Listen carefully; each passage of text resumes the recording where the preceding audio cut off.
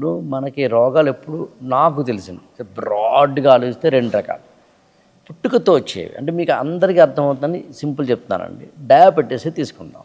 Diabetes 2 types.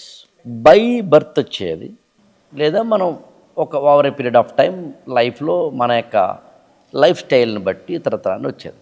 కానీ what about that genetical or by birth వచ్చినవి కూడా అది మనం క్యూర్ చేయగలమా? ఎలా క్యూర్ చేయగలం? మనకి బాడీలో రెసిస్టెన్స్, స్టామినా, ఇమ్యూన్ అంటాం. ఈ ఇమ్యూన్ 2 రకాలుగా ఉంటుందండి. ఒకటి రోగాలు బయట నుంచి రాకుండా చూడడం, లోపల ఉన్నదాన్ని రిపేర్ చేయడం. ఓకే, లోపల ఉండే డిజార్డర్ని రిపేర్ చేయడం.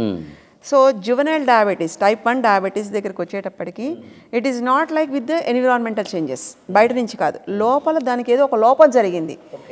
ఎప్పుడు పుట్టినప్పుడే, కడుపులో ఫీటస్ ఉన్నప్పుడే ఎక్కడో ఏదో ఒక మార్పు జరగడం వల్ల అది ఎఫెక్ట్గా టైప్ 1కి వచ్చింది. Okay, got that? Okay. So foetus mother ఊంబులో ఉన్నప్పుడు ట్రీట్మెంట్ అన్నది త్రూ మదర్, అంటే మదర్ యొక్క మానసిక స్థితి కానీ లేదా తింటున్న హెల్దీ ఎన్విరాన్మెంట్లో కానీ ఉంటే అది రాదు కదా.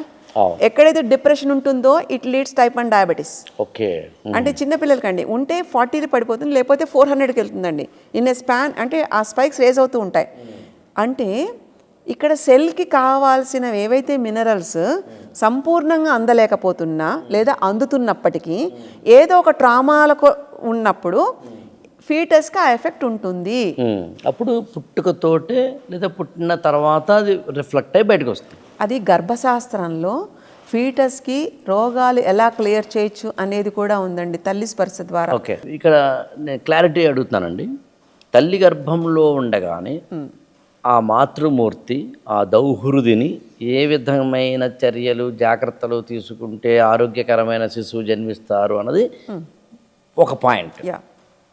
నేను మిమ్మల్ని అడుగుతున్నది కాదు, అయిపోయింది అయిపోయిందండి. సో ఇప్పుడున్న డయాబెటీస్ టైప్ 1కి ఏంటి సొల్యూషన్? వాళ్ళ బాడీ రెసిస్టెన్స్, ఇమ్యూన్ కనుక ఎనర్జిటైజ్ చేయగలిగే ఒక ప్రక్రియ ఉంటుందండి. ఓకే, అది చేయగలిగితే వాళ్ళు, అంటే చిన్న పిల్లల దగ్గర నుంచి వాళ్ళు అవస్థ పడుతూ ఉంటారు తినడానికి, ప్రతిదీ చూసుకోవడానికి. మనం డయాబెటీస్ ఒకటే కాదండి, నెఫ్రాటిక్ సిండ్రోమ్ అని ఇంకోటి ఉంటుంది, అంటే యూరిన్ నుంచి ప్రోటీన్ వెళ్ళిపోవడం. సో ఇవంతా కూడా mineral deficiencies in the body. So there will be a pattern to energize that. దానికి రిలేటెడ్గా ఉండే నాడీ పద్ధతిని కనుక్కొని అది చేయగలిగితే మళ్ళీ ఈ స్రవించే ద్రవాలు కానీ ఇవన్నీ కూడా బ్యాలెన్సెస్ మెయింటైన్ అవుతాయి. ఇది కొంచెం టైం పట్టినప్పటికీ ఏ లిటిల్ లాంగ్ రన్లో, అంటే ఒక 3 నెలలు 6 నెలల వ్యవధిలో తప్పకుండా చేంజ్ అన్నది with reports you can see.